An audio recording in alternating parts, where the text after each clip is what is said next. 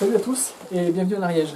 On attaque le dernier volet, en tout cas si cette vidéo est publiée, c'est que c'est probablement la dernière pour ce qui concerne la mise en œuvre de la paille. Et ça, c'est très bien, ça me plaît beaucoup. Là, comme je vous avais quitté sur la dernière vidéo, je viens d'installer toutes les bottes de paille donc à la verticale brochées sur le versant nord. Il ne me reste plus qu'à dimensionner, reficeler deux bottes qui vont venir se caler ici. Je vais mettre la première en pression vers le haut et je viendrai glisser la deuxième. Normalement, ça passe. Ça passe.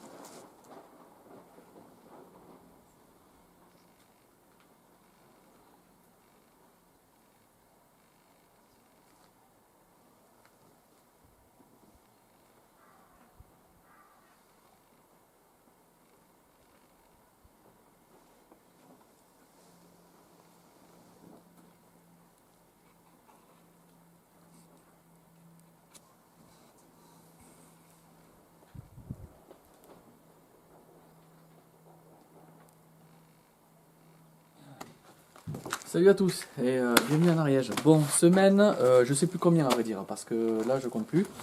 Mais grosso modo, là au jour d'aujourd'hui, on est le 14 octobre.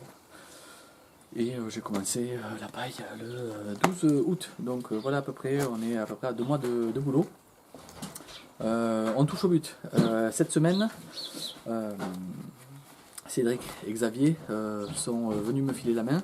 Donc c'est super, ils sont vaillants et donc ça nous permet d'avancer correctement, enfin en tout cas à un bon rythme, ne serait-ce que hier où on a pu brancher quasiment tout le tour de la maison. Donc ça c'est super. Donc l'objectif de cette semaine, comme d'habitude, depuis le début de cette étape-là, c'est monter les derniers rangs. Alors là, on arrive à sur des épisodes un petit peu scabreux où on se retrouve dans des positions un petit peu bizarres pour enfiler les bottes ou brancher. Mais bon, quelque part, ça nous fait nous dire qu'on est en haut des murs. Et ça, ça donne du baume au cœur. Donc, pour ce qui est du versant côté, puis le versant nord, toutes les bottes sont mises. Il reste les derniers 30 cm. La dernière botte, vous avez vu qu'elle était mise à la verticale et branchée en 2 fois, vu qu'on a fait l'extérieur, on ne peut pas avoir accès à l'intérieur. Donc ça prend un petit peu plus de temps, mais je pense que le résultat final sera meilleur. Pour ce qui est côté sud, il nous reste à mettre le dernier rang donc, de bottes à la verticale et gérer la périphérie, le branchage de l'œil de bœuf. Donc ça va être un petit peu particulier. Et sur le pignon, écoute, on avance tranquillement. On a attaqué vraiment les rampants, donc c'est bien. Voilà. Donc beaucoup d'ambition pour cette semaine. Et c'est parti, on y va. Je vous fais un petit 3-6 de ce qui se passe au R+1. Donc là, vous venez voir l'œil de bœuf côté sud. Ici, je suis en train de retailler les branches pour monter un rang de plus côté ouest. Et là, on arrive côté nord, où nos chers amis Cédric et Xavier sont en train de brancher, vous voyez, de l'intérieur de la chambrée des chevrons. Voilà, donc on essaie, hop, je reviens par ici.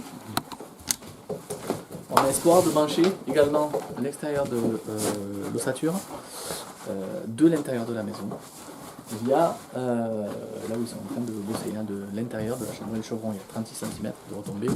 Il y a de la place pour manier des petits seaux et de brancher donc sur 30 cm. C'est ce que j'ai décidé de faire, de brancher le dernier rang de botte en 2 fois, étant donné qu'on ne peut plus le faire par-dessus.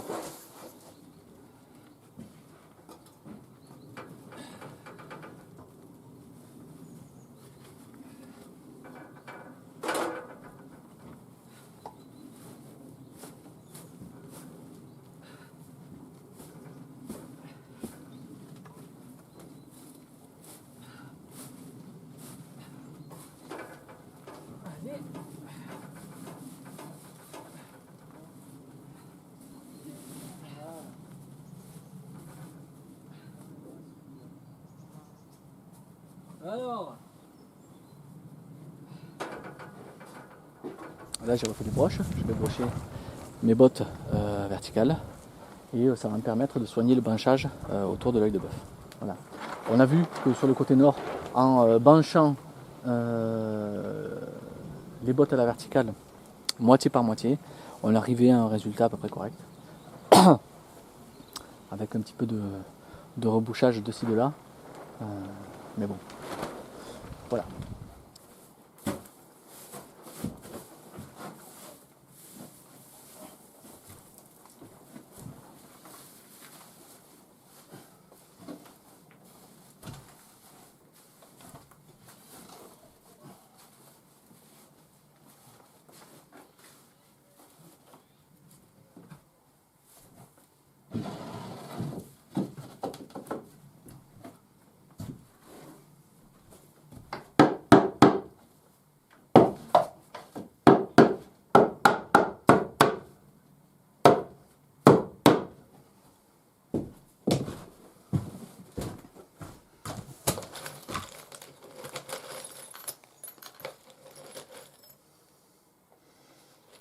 Donc là, c'est la fin du chantier paille. On récupère les vieilles vis, les vieilles branches et ben voilà, on en profite pour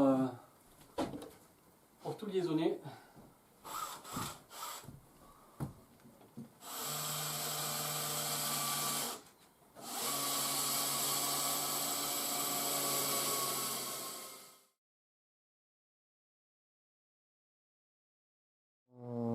Les journées et les nuits sont froides. Donc j'ai passé un deal avec les 2-3 chats errants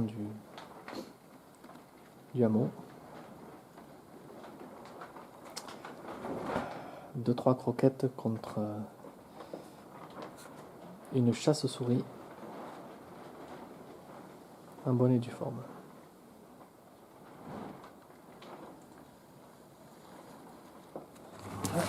Bon, salut. Là, on est vendredi matin et comme toute cette semaine, en fait, là, concrètement, c'est la guerre. Le mortier, la boue, le froid, la pluie, le vent. Les temps de séchage sont beaucoup plus longs. On est début novembre. Et là maintenant il n'est plus question de laisser passer une seule journée où les températures sont positives. Donc là il reste, on est sur le dernier rang côté sud, il va rester, vous voyez là-bas, le haut de la lucarne à bancher et il me reste également un rang à bancher côté ouest. Une fois que ça ce sera fait, mis à part quelques menus détails autour des menuiseries, on sera bon pour ce qui concerne de la paille. Et il va falloir que tout ça sèche. Donc dès qu'on a un jour de beau temps, on débâche. Vous avez vu que là, hein, les bâches elles sont montées bouffantes, hein, c'est-à-dire que l'air s'y engouffre, il circule. Mais bon voilà, là maintenant on est dans la dernière ligne droite. Les choses se sont passées de telle manière à ce qu'on arrive jusqu'au mois de novembre là, pour la mise en œuvre de la paille. C'était pas du tout, c'était pas forcément prévu dans les plans initiaux, mais bon c'est comme ça, donc il faut faire face et il faut en finir une bonne fois pour toutes. Donc là, et ben c'est pas grave, on tape dedans, il pleut, il fait frais, mais on y va. Comme je vous l'ai dit, il n'est pas question de débrancher d'une journée sur l'autre, hein. Il faut au moins 2 jours pour que le mortier fasse sa prise et puisse être débranchable. Donc bon ben c'est pas grave, on prend le temps et on essaie de préparer le travail au fur et à mesure. Parallèlement à ça, je commence à préparer le poste des menuiseries pour enchaîner directement après sur la mise hors d'air de la maison et parallèlement à ça, à la mise en œuvre de l'EPDM sur la terrasse.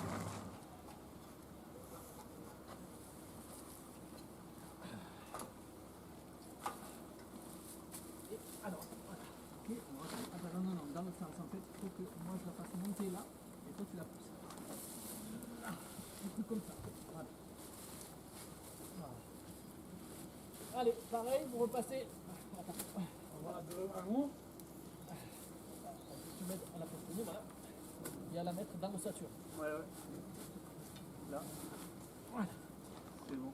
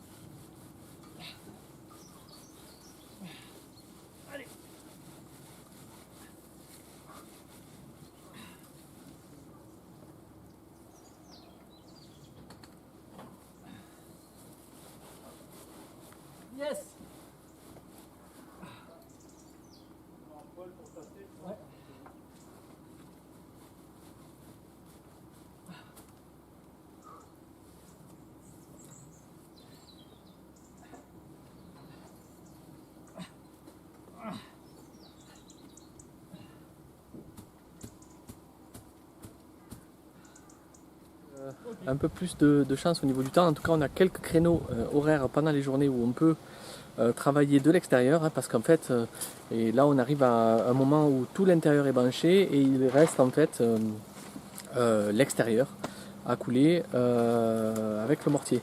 Donc dès qu'il y a des rayons de soleil ou ne serait-ce que pas de pluie, on fonce à l'extérieur de la maison pour essayer de finir les détails. La semaine dernière, donc, j'étais accompagné par un collègue charpentier qui s'appelait Yann, et cette semaine, j'ai encore la chance de recevoir un collègue pour m'accompagner sur cette fin de poste, hein, le poste de paille. Donc je suis avec Corentin, hein, qui me vient de la Drôme. Bon, ben c'est super. Tous les deux sont venus pour voir les détails, hein, de finition, les choses les plus un petit peu coriaces, hein, pour le grèbe. Alors, concrètement, les hauts de mur, comment on gère avec les dernières bottes à passer, les dernières galettes, le vrac, etc.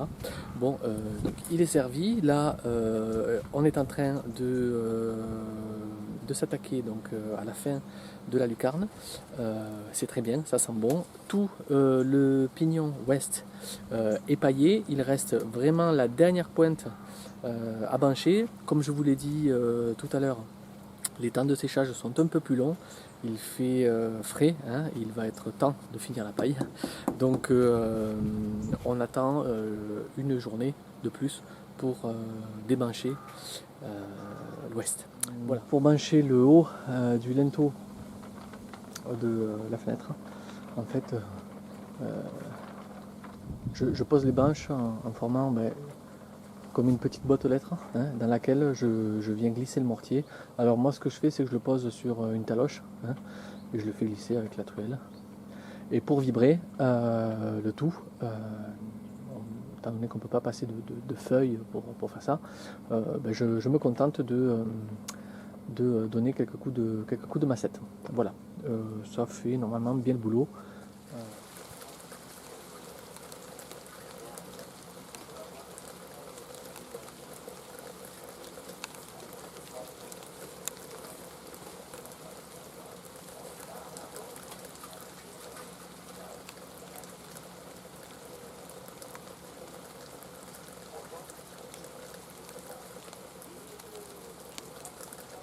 On va faire une bâche supplémentaire. Vous voyez là-haut les dernières banches du pignon, et en fait on en a profité quand même avec le mortier bien fibré, pour faire la jonction avec le bas du rampant, hein. Voilà. Donc bon, c'est bien. Je suis très content de ça.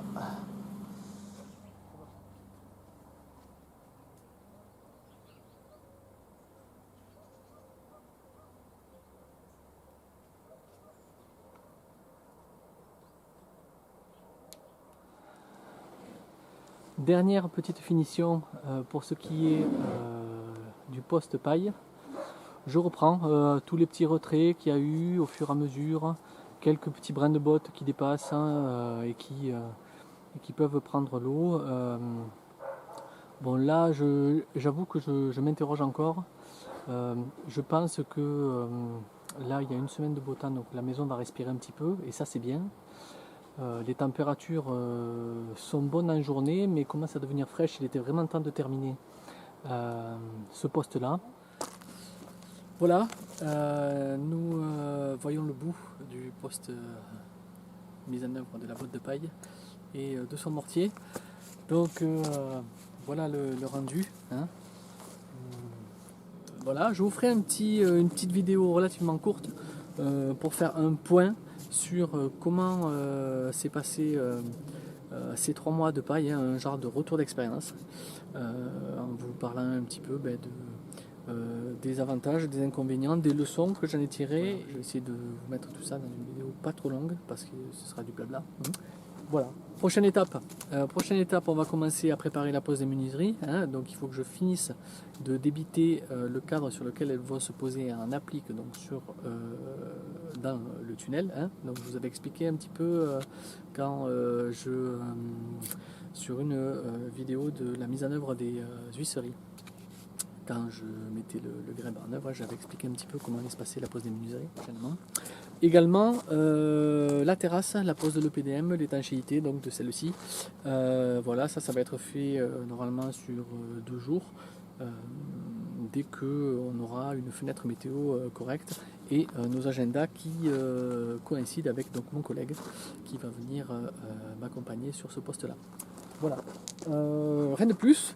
Donc j'espère que vous avez apprécié cette vidéo, ces 4 vidéos consacrées à la mise en œuvre de la paille. Moi j'ai apprécié les faire et j'apprécie beaucoup terminer ce chapitre-là. Ça a été 3 mois durs où mon abnégation a été mise à l'épreuve, mais on est arrivé au bout et on est bien content du résultat.